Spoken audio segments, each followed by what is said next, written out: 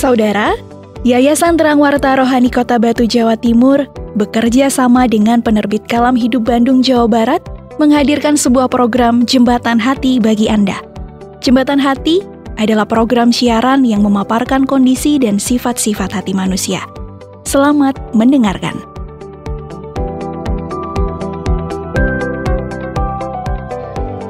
Ya ampun Pak, jam segini kok masih tidur aja? Ayo bangun Pak. Ibu ini apa sih? Aduh, Bapak ini loh. Masih jam segini kok udah rame. Ayo. Bapak masih pengen tidur ini. Loh. Jam segini? Emang Bapak tahu sekarang udah jam berapa? Coba lihat itu. Jam berapa sih sekarang? Itu, lihat jam berapa sekarang Pak. Malah jam segini. Belum siang-siang banget. Alah, Bapak tidur lagi ya? Bapak.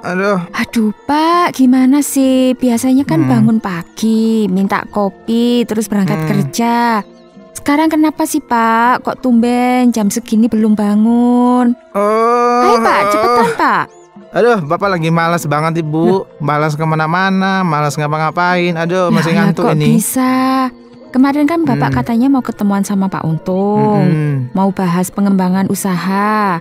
Lah sekarang kok bilang males, itu gimana sih Pak? Udahlah Bu, nggak penting. Usaha Bapak kan sekarang udah mapan. Loh? Udah, Bapak merasa segitu aja udah cukup untuk kebutuhan kita sehari-hari ini loh. Buat apa kita terlalu rajin Bu? Mending hidup ini dinikmati aja Bu. Sini tidur lagi nih Bu. Aduh. Bapak ini mulai kambuh lah ya. Bapak ingat nggak beberapa tahun yang lalu itu, ketika kita keadaan yang sulit itu loh. Tahu kenapa? Penyebabnya itu apa? Bapak tahu nggak? Waktu itu. Kan itu biasa Bu. Namanya apanya? usaha itu kan naik turun.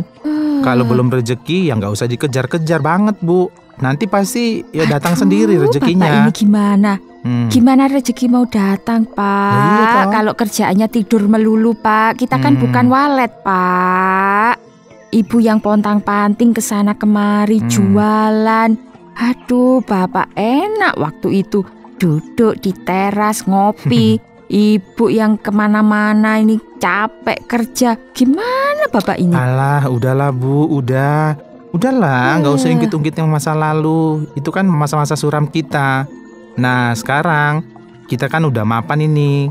Walaupun nggak sukses-sukses banget, tapi masih bisa bernafas lah kita Bu. Aduh, Bapak ini Tuh, lihat, usaha kambing kita juga udah maju Bu. Penjualannya lancar. Nah, ini saatnya kita menikmati aja Bu, ongkang-ongkang santai-santai. Alah Bapak ini, susah emang ngomong sama Bapak ini. Loh. Emang Bapak gak sadar kalau awal kemerosotan orang itu dimulai karena kita itu udah merasa nyaman, udah mulai malas-malasan. Ya tanpa kita sadari kan sedikit demi sedikit itu kan pasti menghabiskan apa yang udah ada Pak. Aduh, kepala Bapak kok agak pusing ini. Makanya jangan kebanyakan tidur.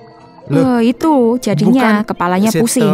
Ya toh? Bukan pusing, bukan Bu, pusing karena kopi gitu maksudnya. Ibu ini memang istri yang paling paham. Iya paham, tapi lihat itu di meja.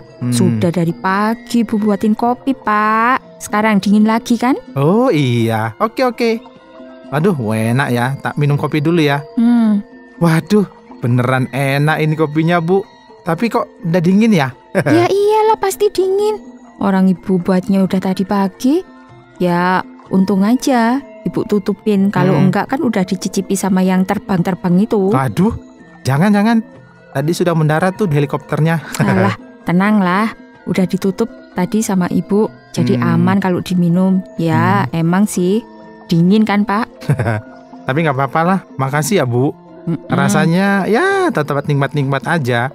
Kalau sambil duduk-duduk gini, ya nggak harus pusing mikirin usaha, kan udah ada yang ngurus. Iya Pak, nikmat, iya, nikmat. Tapi jangan terlena loh Pak. Gitu ya. Karena salah satu sifat manusia yang sangat sulit diobati itu apa? Rasa malas. Kalau udah malas, lama-lama jadi pemalas. Kerjaannya menghayal, halu, tapi tetap aja di tempat tidur. Ngimpi gitu loh Pak. Loh. Bentar. Kalau Bapak beda, Bu. Apa? Bapak itu hanya menikmati hidup. Beda sama malas. Nggak harus ruwet mikirin usaha gitu loh, Bu. Ya kalau memang udah rezeki kita, ya nggak usah terlalu dikejar-kejar banget. Nanti pasti rezekinya datang sendiri. Bener nggak, Bu? Bapak itu mulai kambuh lagi. Ya beberapa tahun lalu Bapak pernah kan mengatakan kayak gitu. Iya kan? Ingat nggak Bapak? Apa itu? Tenang aja, Bu. Kalau udah rezeki, nggak usah dikejar, nanti datang sendiri. Emang apanya yang datang? Yang ada usaha kita itu bangkrut. Iya kan? Semua peralatan kerja udah kejual. Ya, supaya kita bisa bertahan hidup. Ingat nggak waktu itu Bapak? Ibu ini, udahlah Bu. Itu kan masa lalu. Masa lalu, Bu. Nggak usah diungkit-ungkit lagi. Dulu, kita itu memang kurang beruntung. Makanya kita hidup susah, Bu, dulu. Bukan belum beruntung itu. Dulu itu Bapak yang terlalu bilang gampang. Nanti aja, tenang aja. Buktinya nggak ada apa-apa kan? Ya kayak gini nih, menikmati tidur dan ngerasa semuanya pasti beres. Udahlah, Bapak Bu. ini yuk. Kan Bapak nggak selalu kayak gini. Ya nggak setiap hari kayak gini kan, Bu. Nggak selalu gimana? Ibu perhatikan, Bapak itu loh sudah mulai sering bangun siang. Kapan hari itu? Katanya mau kerjasama sama Pak Prabdi. Mau mengembangkan usaha, jual beli pisang. Ya toh? Buktinya sampai sekarang mana? Nggak ada buktinya. Sik. Yang dengan Pak Suprabdi itu. Loh, emang Bapak cancel itu, Bu? Lah. Gini loh, karena setelah Bapak pikir-pikir ternyata untungnya nggak seberapa. Ya ngapain kita capek-capek? Bapak itu maunya itu yang untungnya yang besar gitu loh. Bapak ini loh gimana? Ya mana ada toh Pak usaha langsung untung besar. Loh. Kan pasti harus dimulai dari yang kecil dulu, dari nol dulu. Baru nanti lama-kelamaan bisa besar. Nah, Itu pun ini kalau tekun, kalau males ya percuma. Ibu ini mainnya kurang nih. Kurang jauh mainnya Ibu ini. Ibu tahu nggak Bapak Haris yang usaha soto itu? Tahu nggak sih? Iya tahu sih. Nah itu sudah tahu kan bagaimana kan Ibu? kita sering kesana beli soto. Coba Ibu perhatikan, sotonya ruame banget apa enggak? Iya. Nah bahkan kita mau makan aja sampai nggak kebagian tempat Iya duduk sih, itu loh, Bu. Nah itu kan artinya kalau sudah rezeki nggak akan kemana-mana, Bu. Lagian untungnya sudah bisa dihitung setiap hari, Bu. Pasti banyak. Nah Bapak itu maunya itu seperti itu loh, Bu. Ya udah, jangan mikir untung yang sekecil itu gitu loh, Bu. Aduh. Jangan mikir untung yang kecil-kecil gitu. Terus kalau menurut Bapak usaha apa coba yang ngasih untung besar setiap hari? Ayo, usaha apa? Lah seperti Pak Haris itu. Soalnya sotonya kan laris manis. Tinggal duduk-duduk aja, santai, duit udah datang sendiri. Ya enggak, Bu? Duduk-duduk. Emang Bapak tahu gimana Pak Haris itu bangun usahanya? Ya Bapak sih ngelihatnya pas udah rame aja. Bapak tahu nggak bagaimana Pak Haris mengawali usahanya? Apa langsung rame? Ya nggak mungkin lah. Kalau bagaimana awalnya memang, ya Bapak pasti nggak paham lah, Bu. Tapi kan kita pas ke sana kan emang rame banget, Bu. Itulah Pak, sifat manusia yang malas itu Pak. Maunya nggak susah, langsung jadi besar. Punya untung yang besar. Kalau semua usaha itu ngasih untung yang besar, semua orang pasti mau lah Pak. Nah, itu yang Bapak mau, Bu. Aduh. Kita itu nggak perlu susah-susah kerja lah, iya kan? Tapi memberi keuntungan yang besar gitu loh, Bu. Jadi nggak usah susah-susah bekerja banting tulang itu. Ampun Bapak ini ya. Sudah mau buka usaha sama Pak Prabdi di cancel gara-gara ngerasa untungnya kecil. Aduh, ini dah kebanyakan menghayal, bermimpi, kebanyakan tidur ya jadinya kayak gini. Ya kan nggak salah toh, Bu, kita menghayal itu. Kan nggak berdosa juga kalau kita menghayal, ya nggak sih? Iya bener Pak. Nah, menghayal terus? itu nggak berdosa, tapi orang malas itu nggak disukai sama Tuhan. Ibu ini udah mulai sok tahu ini. Makanya Pak, hidup itu nggak boleh melupakan apa yang menjadi kehendak Tuhan Pak. Iya sih ibu nggak banyak ngerti, tapi ibu selalu ingat perkataan ini loh Pak. Apa itu? Hai pemalas, pergilah kepada semut, perhatikanlah lakunya dan jadilah bijak.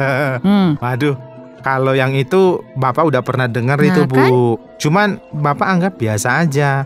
Ngapain loh kita repot-repot belajar kepada semut? Mending kita itu belajar kepada motivator, terus kepada ahli ekonomi, terus belajar manajemen. Ngapain sama semut, Bu? Iya. Mantap Bapak ini. Sekarang iya Ibu kan? tanya, apa setelah belajar dari orang-orang yang hebat itu, Bapak langsung jadi sukses? Ayo coba jawab. Ya, iya. Enggak sih, Bu. Makanya Pak, nggak salah belajar sama ahli itu nggak salah. Baca-baca buku tentang bisnis, ya nggak salah. Tapi Pak, kalau sifat malas itu masih ada dalam diri kita, semua itu nggak ada gunanya Pak, percuma. Orang malas itu loh Pak, kalau diibaratkan kayak kura-kura. Bapak tahu kura-kura? Hanya tahu, Bu. Iya. Kalau jalannya itu kayak pelan banget gitu. Nah itu paham. Tapi Pak, itu kan hanya ilustrasi ya Pak ya. Orang malas itu Pak, kalau dinasehati pasti banyak alasan. Iya, Bu. Sulit diajak untuk maju. Nah itu sebabnya Pak, Tuhan itu menasehati kita untuk belajar pada semut agar kita memperhatikan dan menjadi bijak gitu loh Pak. Itu maksudnya gimana ya, Bu? Maksudnya gini loh Pak, sifat malas itu nggak dikehendaki sama Tuhan gitu loh Pak. Karena Tuhan itu kan menciptakan kita itu paham benar nih dengan yang diciptakan. Ya. Lah kalau sudah kemalasan itu ada dalam hati kita, ya ujung-ujungnya sudah bisa ditebak dong. Pasti madesu. Bapak tahu madesu? Apa itu? Masa depan suram. Iya. Iya toh? Waduh. Bentar, Bu. Ternyata mengerikan juga ya. Iya, sifat malas lah. itu, Bu. Iya. Makanya Pak, sifat malas itu dikategorikan dosa. Kok bisa, Bu? Malas kok disebut dosa? Gimana toh? Gini loh Pak, maaf loh ya, tapi ya Pak ya, Ibu ini nggak bermaksud ngajari Bapak, tapi kan kita maksudnya sharing nih. Ya, betul. Nah, mengapa malas disebut dosa?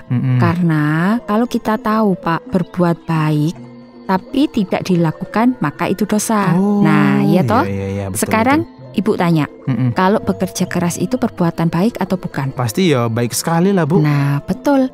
Kalau kita malas-malasan, itu artinya Pak, kita tidak sedang ingin bekerja.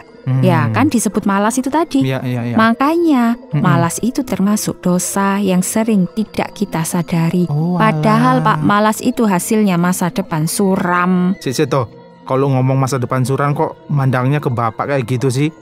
Emang ada guratan masa depan suram di wajah Bapak ini? Sangat suram. Karena sifat malas itu sudah mulai ada di Bapak. Kelihatan banget itu di wajahnya. Ya?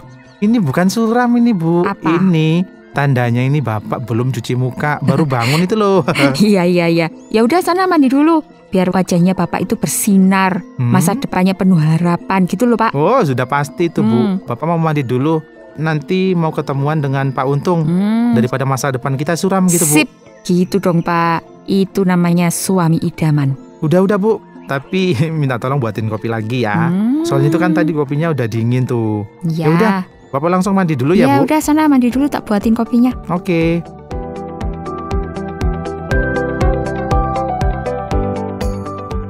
Saudara, terima kasih sudah mendengarkan program Jembatan Hati. Program ini dipersembahkan atas kerjasama Yayasan Terang Warta Rohani Kota Batu, Jawa Timur, dan Penerbit Kalam Hidup Bandung, Jawa Barat. Apabila ada pertanyaan dan saran, silahkan kirimkan ke SMS atau WhatsApp ke nomor 081 333 777 386. Anda juga dapat mengakses Penerbit Kalam Hidup melalui website di www.kalamhidup.com. Sampai jumpa!